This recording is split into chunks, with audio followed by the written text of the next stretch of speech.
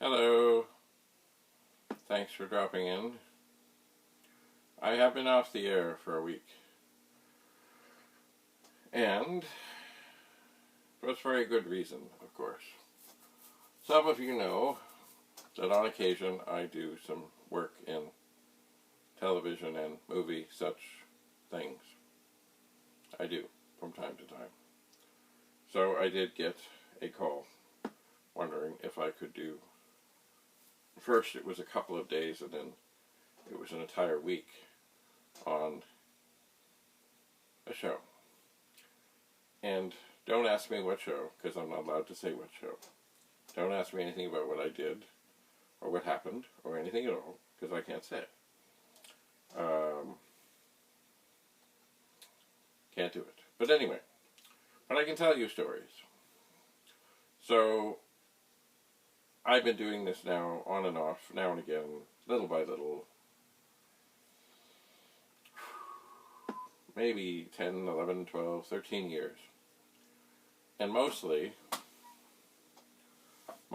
I have done stuff where it's just a day on a show, and that's that. And usually they're long days, but that's that. Over, said, done with. You know, it's done. This was different. This was an entire week, Monday to Friday. And for those of you that have not done this, the typical workday is based on between 12 and 13 hours. I think they plan on 13, because what they do is, say I get called for 6 in the morning. Typically then lunch would be at 12 to 1, and then they would do another 6 hours, so that would be like from 6 to 7. Well, this was not one of those times. The call times were all in the afternoon. And at first I thought, well, good, they'll be halfway through their day, and then we'll be done at a good time, and all will be well and good in the world, and yeah. Well, it wasn't so. Their day started in the afternoon because they were planning on filming, yes, at night, and they did. So, most days were pretty long.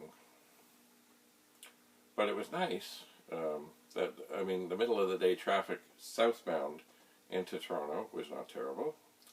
And certainly the traffic northbound in the deep middle of the night was not terrible. Thankfully there were no road closures. And but the thing of it is you never know when the next day's call time is going to be, although it generally can't be less than 10 hours from the time you left. But of course, if you're coming home to sleep, you have to check and make sure that you're not missing your next call time. Actually, they can do less than 10 hours. But say I left there at midnight and they said, you got to be back at 7 in the morning, which did not happen, by the way. But if they did, I think for anybody who is in that situation, and this is why they don't do this. First of all, it's crazy, because probably most people, it takes an hour or two to get home and get settled and get to sleep, and then they got to get, so it's not good to have a crew that is so tired. But in extreme cases, I suppose if it was the last day they could possibly use the location and they had to. But it's expensive, because from what I've heard, if the call time is, say, 7 hours, it means the first 3 hours up until the 10-hour window, which should have been observed, happens, that everybody gets paid triple time. So it's expensive. But anyway, that did not happen. Everything was fine. It's just, you know what, it's exhausting.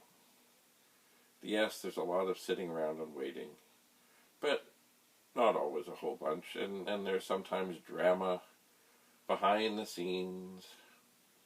Like, I've always heard of people potentially getting, just sent home, kicked off, whatever, and I've heard of it, and certainly there was a circumstance where it was made clear. See, they don't like cell phones on the set at all. but especially when there is something sensitive going on. They make it really clear. You have your cell phone out at all, regardless of what you're doing with it while we're doing the scene, you're going to get sent home and banished, and your agent will be called, and anyway, that nobody was foolish enough to do that I've seen when such warnings are given. But there was a fellow this week who got, well, uppity. I mean, the best thing to do if there is really an issue that you're concerned about is to speak to somebody about it to find a resolution. And if you really do something over the top, overly aggressive, or anything like that, chances are it's going to be much the same result. They're just going to send you away. And if you're there and you're getting paid to be there and you booked for a number of days, you have to balance, like, is this, like, you have to complain in a civil matter and give people a chance to rectify the situation and not go ballistic. Anyway, so yes, in fact, I did see some unfortunate things, and indeed, the person involved was never seen again. Now, I'm sure I'll see him on other things at some other time, but it's just not good to go, I don't know, ballistic on people. So, anyway, whenever I had an issue, I would raise it. Actually, there was a couple of times that I noticed issues of continuity. And I always tell people, you know what, first of all, if it's an issue of safety, you speak up. If it's something obviously, like this was a continuity issue, and of course, because they're filming the same scene maybe for a day, maybe for many days, these things can cause trouble. If there are issues where something is not where it was, something is not as it was, something is remarkably different when they're trying to cut it together, going, my word, what happened there? So anyway, I did point out a couple of things as things were happening to people, and they were thankful and grateful. But still, I didn't like jump up and down and scream, you can't film, because, da da da da da. When I got into the scene, long before people say filming, well, they don't use film anymore, it's all digital. But long before anything was happening, and I noticed there was perhaps something that was not as it should, or as it had been, I did point it out so they had time to deal with it. Now, another thing is, of course, maybe they've changed something because they've decided they wanted to change something. So you don't walk up and say, yo, this is wrong, it's wrong, oh, what the heck. You put it to them in a nice, gentle sort of question that, by the way, I've observed that this is how this was, but it isn't that way now. And I'm not sure, if that's the way it's supposed to be, that's fine, but, I don't want to spend the next 6 hours filming and then somebody say, hey, what happened here? Why didn't somebody say something about that? Anyway, so, yes, I have not got much accomplished in the last week because I was on this show. And this is Sunday. I wasn't on the show on Saturday, but I was recovering, and I'm still recovering. I cannot imagine how some of these crew people do it day after day, week after week, month after month. And I'm sure some of them must have they either live close to where things happen, or they are put in a hotel so they can get back. Because, sleepy people are not good. Tired people are not good, and people get snarly and such. So when you have 12 hours between when you leave and when you come back, that's, you can get a good sleep in there, but not if you've got, 3 hours of travel each way. So anyway, it is an interesting thing to do.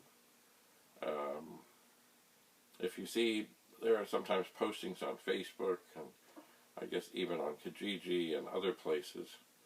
And I would say if you're ever going to give it a try, be ready to be patient and follow their instructions. And once you're there, you're there. Especially if they're shooting a thing over a number of days where the same people are there. But it's kind of one of those things, you either love it or you hate it. And at times, even though you love it, you might feel just a twang of like, oh, why did I sign on to this? Why? That's usually when, after a number of days and you're just sitting there, oh, I'm so tired. I'm so tired. So tired. But I've not done ever 5 days in a row, so this was something new.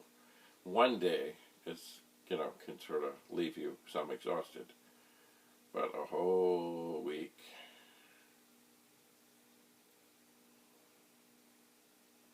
wow.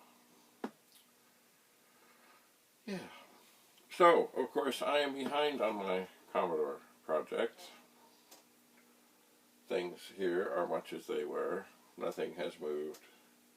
I have to clear off this desk. I've got to look inside this drive and see what else I can find inside. This is the disk drive that has the strange wiring and other such things coming out of it. And I've got lots to do. And also, of course, it's now,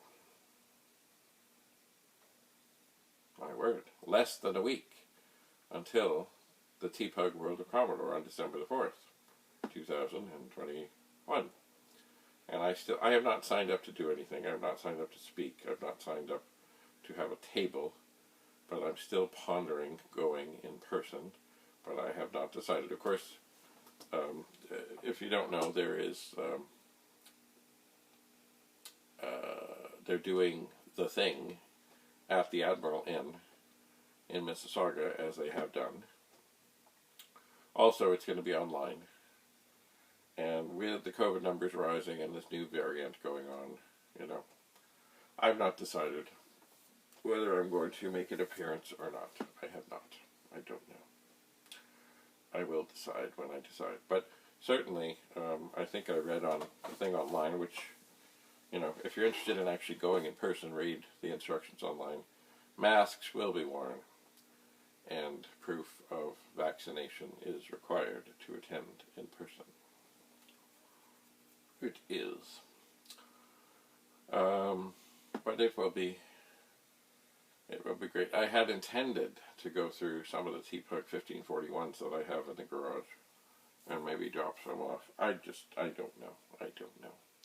I'm still in recovery mode from this long, difficult, but yet magical week.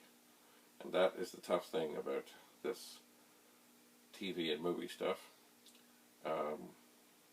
As I say, you either love it or you hate it. And I'm afraid if I could do lots more of this, I would. There's no life like it, good or bad, as one might say. Certainly exciting, certainly interesting, and you meet interesting people there. And, you meet some people who have been doing this for decades. And then you meet some people who have been doing it, this is their first gig ever. And they're like, what do I do? Where do I go? And so it's always a mixture. And oftentimes the newbies will seek out the older experienced ones. And sometimes the older experienced ones are quite young, because some people might have started doing TV and movie stuff when they were quite young. So I did have occasion to help some of the new people along who, in this case, they all seemed really to be into it and like doing all this, and they would do it again.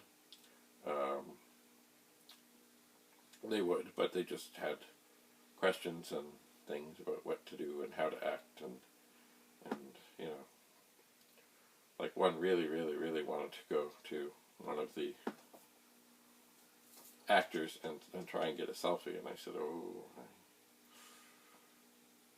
I really don't think that's a good idea. I just no. Anyway, so anyway, undoubtedly I will tell more stories as the days go on and I remember more. I will. One thing today being Sunday, and it snowed here in Toronto. Saturday I did not venture out much at all. And today the only thing I've accomplished is I did go out to the car and bring in my large sort of set bag. And see, I always take a lot of stuff with me, shocking as that might be, just in case. Like extra clothes and extra gloves, and you know, in case it's cold, and it was cold at times. But also any medications that I might need, and indeed I didn't need any really, but I did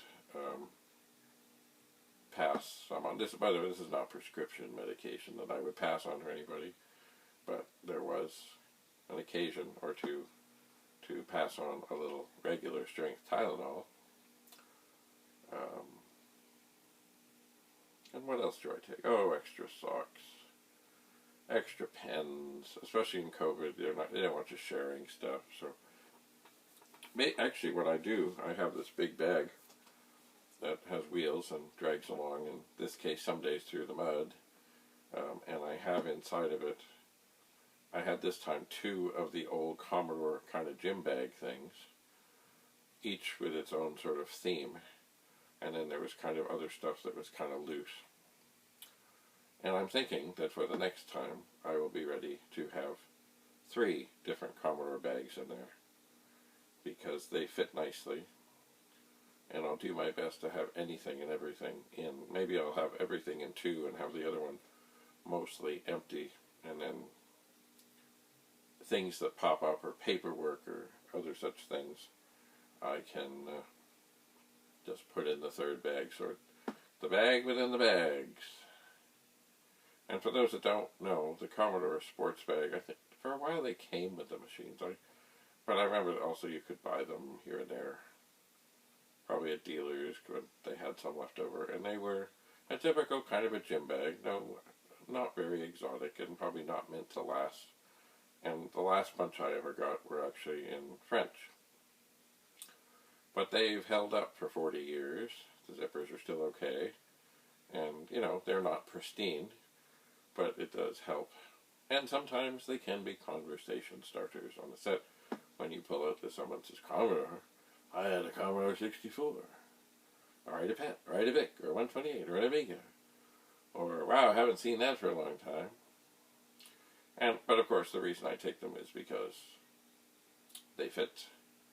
And I do tend to take more stuff than I probably should take.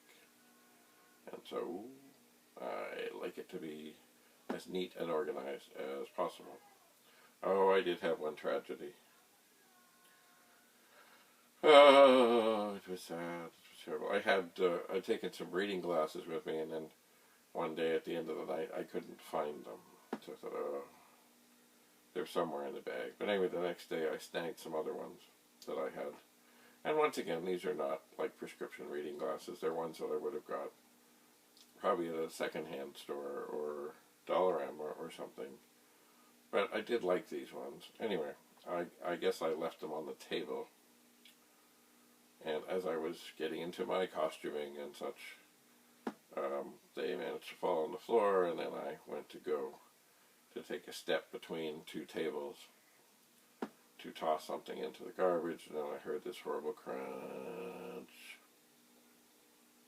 I thought, that doesn't sound good. And of course it wasn't good, because I was wearing a big boot, and I just I stomped. I got all of it. So the arms were broken off. One of the things was broken out, or not broken out, but popped out. So those reading glasses are done. Now, have I thrown them out? No, not yet. But I will. I just tossed them in the bag and said, I didn't like them as much as the ones that I couldn't find, but I still liked them. But anyway, I did find the ones that I couldn't find, and I used them that day. Afterwards, of course. So anyway, sometimes things happen. Oh, another thing, of course, is going and doing these things is not free exactly. I mean, we're paid, and I'm a member of ACTRA, so we're paid okay. But it costs money to go and do these things. Like, I had to gather some extra, some warm pants and things that I really didn't have. And then there's gas, and in this week, like, they feed us, but really, with all the sleep that's required and everything, it means that I went to Tim Hortons a lot more than I would have, because it's just no time, no strength, no energy to do anything else. So, as this was a whole week, I'm sure that at one point or another I'll get a T4 or a something or other, but I'm going to, and I have been, keeping track of the expenses so I can say, well, yes, I did make that, but I have to send some to the agency that called me out of the blue. And it's funny, this agency, they tell me I registered with them, and I don't doubt that I did, I just don't remember doing it.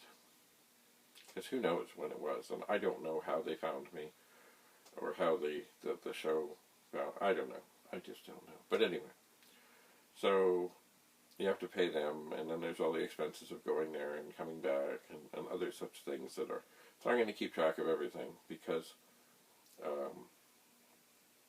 I know there are people who are much better at doing that than I, but I hate the fact to think that, Revenue Canada's going to say, well, you made this, so you owe us this, even though, of course, I didn't really make that, because, there are expenses. It costs money to make money. It does.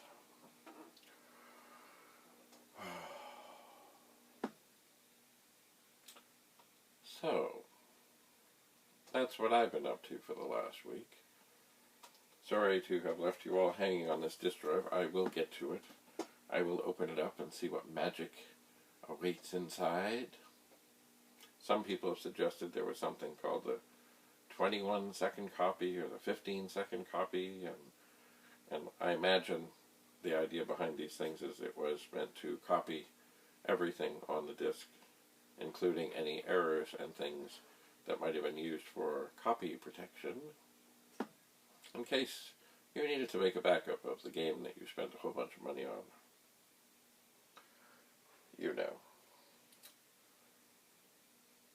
Well, that's about all I have to say about that. I'm getting kind of tired, and I'm still recovering. And, oh, by the way, this hat, over the years, I have played all sorts of characters on things. And this hat was either my dad's or my grandfather's. So anyway, it's old. It's beat up. It's kind of dirty. It's really good if I play a homeless character. But I keep it handy, and I take options along. They always want options. And it's funny, you see, when they got continuity on the go, they want you to look the same. But sometimes, of course, there is no continuity, and they might dress you differently for different scenes.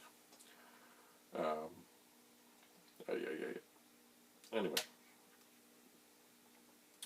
it's a fascinating life, and then there's COVID. COVID has changed a lot of things. But, one thing that's much better now, I think, is that it used to be they'd have a holding area, and there would be tables and chairs all set up. And you might find that you're sitting, even though you've got lots of stuff, you're sitting at basically a cafeteria table with 6 or 8 people in close quarters with nowhere to really put stuff. But somehow we managed. well, now that COVID has come along, the holding areas are much larger, and everybody has their own table. So you can spread out. Like, I put my bag up on the table, I had my extras, like my coat and my other, so I was, lots of room to do paperwork and eat and such. But, also we are socially distanced and, of course, wearing masks. The one thing I wish is they did not insist that I wear the little blue, like, surgical mask thing. Because it really doesn't fit my face well, and it just bugs my beard and bugs my mustache. And I have masks that I think are better and are more comfortable and actually do a better job at containing.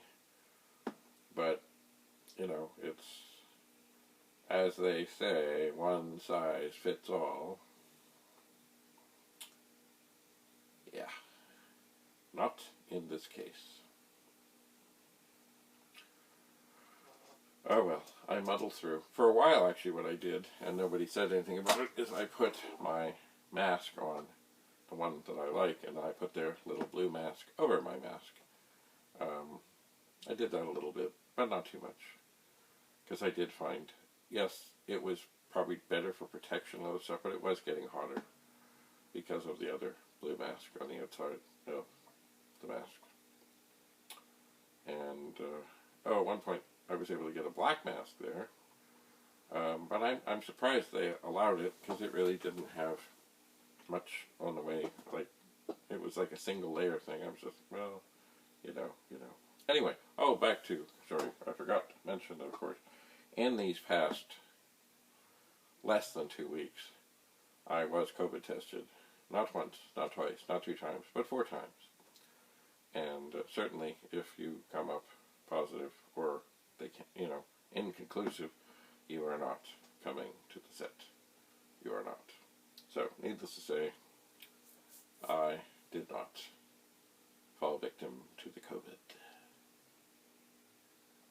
So I was able to go to my fitting, go to my 5 straight days, and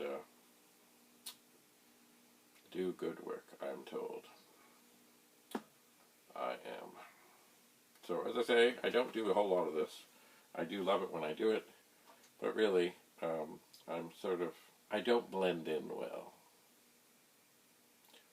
So if they just want, passers-by that nobody will notice, I'm not one of them. I guess, unless, of course, I suppose if it was just showing my back. I suppose. Anyway, if any of you have any questions about, and what I was doing was background work, although there are different kinds of background work. Sometimes you will be a special skills performer if you say you're a juggler or something. In this case, I was a special skills background performer. But I cannot tell you what my special skill was. That might give something away. So, anyway, if you're at all interested in anything like this, don't hesitate to write or call. It is an interesting thing, an interesting way to make some money. But you really, you gotta be ready to dance to their tune. And sometimes their tune is out of tune. But, if they say your call time is 4 in the morning and you've said, yeah, I'll be, I'm going to do this, then somehow or another you got to get yourself there at 4 in the morning. And it's funny, one time, years ago, I can talk about this one because it's been out for years now. There was a movie called Wolves, and I'm in a bar scene. And I'm quite prominently seen in the bar scene. But I got a call that they wanted me, and it was on a day in the week, and I said, and I got to work, I can't do that. They said, it's going to start at 4. You'll be finished by midnight. No doubt, you'll be finished by midnight. So I thought, well, that's not so different than just sort of going home and puttering around on things and going to bed. So I figured I'd probably be home by 12:30 or 1. I said, yeah, I could probably do that. So I finally agreed, yeah, I'll do that. Things didn't go quite as planned. I got there at 4. I did. But they finally wrapped us at just a hair before 6 in the morning. And I had to come home and then go to work.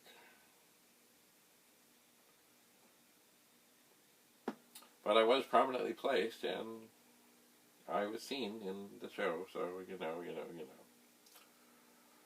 Anyway, I suppose in the end what makes it worthwhile is when the check comes, you say, how about that? Because there was one person I met on this last thing.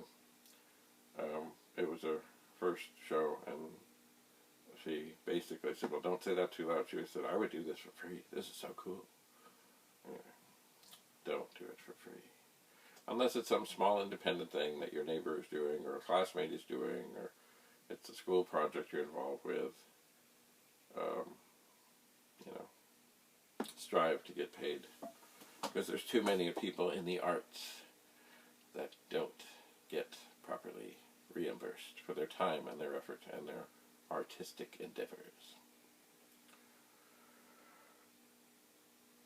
Well, I could play a game of Space Invaders or Avengers now, but I'm not going to.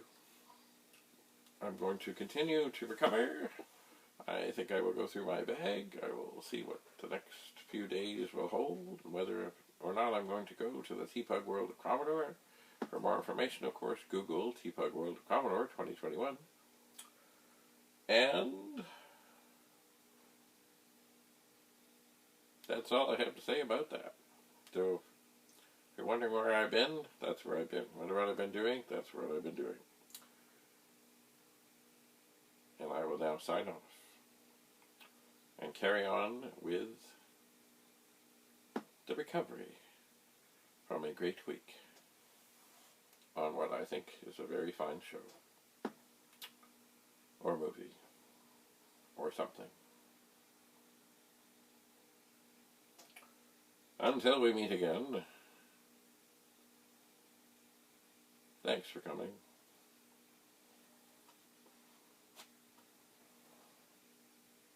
Bye for now.